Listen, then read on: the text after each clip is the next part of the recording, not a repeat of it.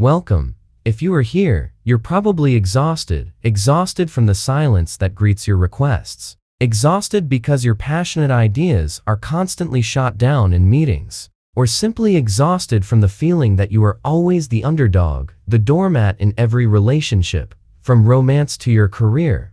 Why is it that some people speak, and the world seems to obey? Do they possess magic? No, they hold the keys to behavioral psychology. They understand how the human brain operates, and more importantly, they know how to hack into someone else's operating system and install their own agenda. Today, through the lens of deep psychology, I'm going to hand you those 3 keys. These aren't just tips. These are scalpels designed to cut through the tangled mess of rejection. This is the art of persuasion. 3 psychological hacks to manipulate reality and get what you want.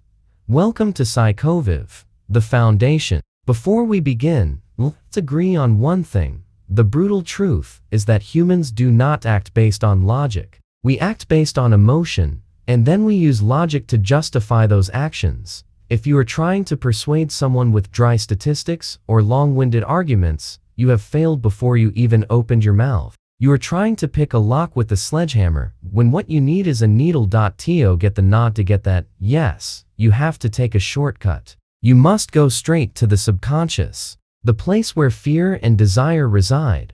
Here is how you do it. Hack 1. Psychological hack number 1. The illusion of control. Think back to the last time someone forced you to do something. You must do this, or you have to go there. What was your brain's immediate reaction? Resistance. Even if that thing was good for you, the survival instinct of the ego kicks in. Psychology calls this psychological reactance. When humans feel their freedom of choice is threatened, they push back just to regain a sense of control. So, what do masters of persuasion do? They never give orders. They give the opponent an illusion of choice. This technique is called the double bind. Instead of asking, "Do you want to sign this contract?" a high-risk yes or no question where no is easy. Ask this: would you prefer to start the project next Tuesday, or would Thursday be more convenient for you? Do you see the difference? In the second question, the option of not signing has been completely removed from the equation. You are giving them a choice, but it is a choice between 2 outcomes that you desire. The other person's brain gets busy analyzing. Is Tuesday or Thursday better? Instead of thinking about rejecting you, they feel like they are in control. They feel respected. And when humans feel like they made the decision, they will commit to it with their lives. But let's upgrade this. A classic study on 22,000 people showed that if you add exactly 4 words to the end of a request, the compliance rate doubles. Those 4 words are, "But you are free. I would really love for you to join this charity fund. But the decision is yours. I think you should try this approach. But you are free to choose."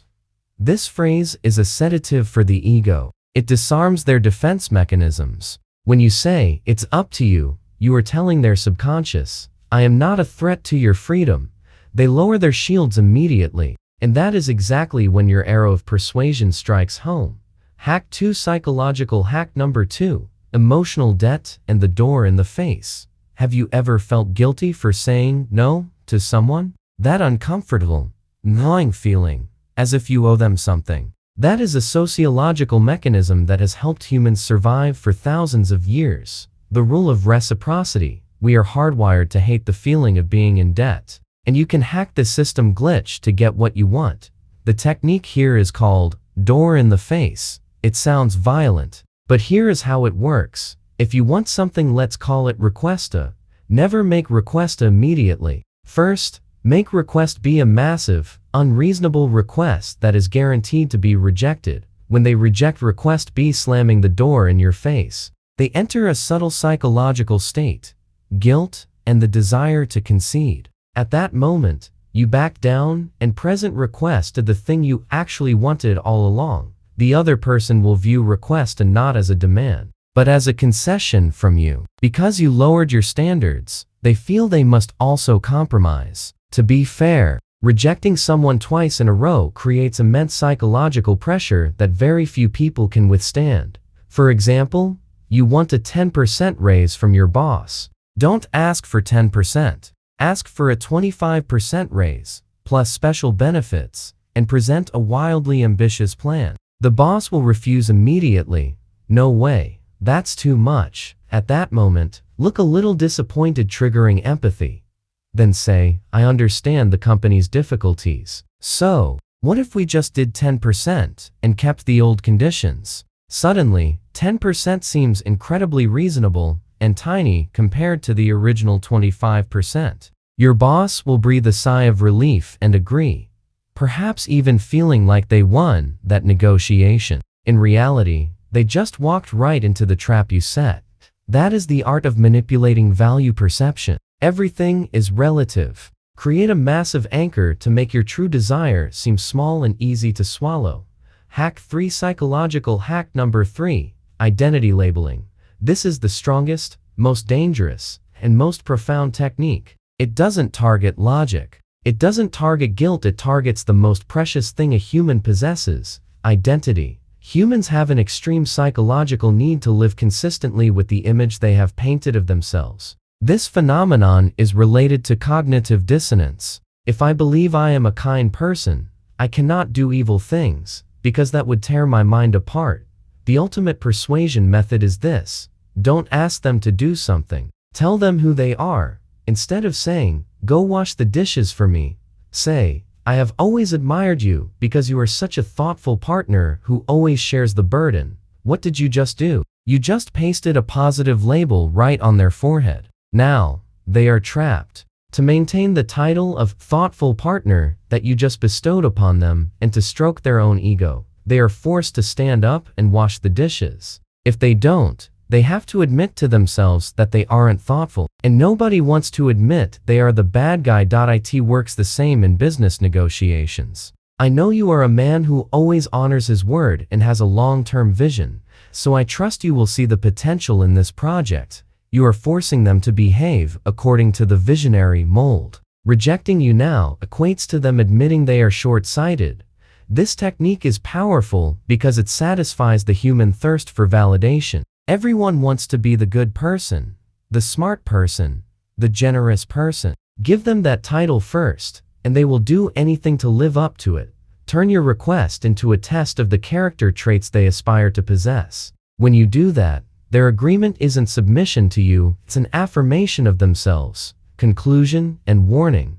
The 3 techniques above: the illusion of choice, the door in the face, and identity labeling. They are like scalpels for the mind. They are sharp, precise, and terrifyingly effective. But I need to warn you, like all power, the line between persuasion and manipulation is as thin as a spider's web.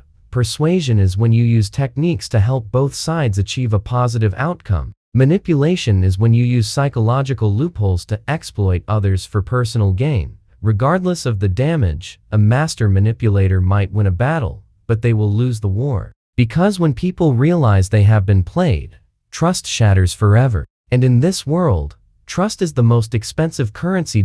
So, use these hacks with a warm heart and a cool head. Use them to help your boss see your value, to help your partner understand your feelings, to help clients see the potential of collaboration. Do not use them to turn others into pawns on your chessboard, because the pinnacle of the art of persuasion isn't making others do what you want. It's making them want to do it for themselves. You want to dive deeper into the dark corners of behavioral psychology? Do you want to learn how to read the people who are trying to manipulate you? Or discover the secret society doesn't want you to know about your own brain? The inner world is more complex than you think, and we are here to decode it with you.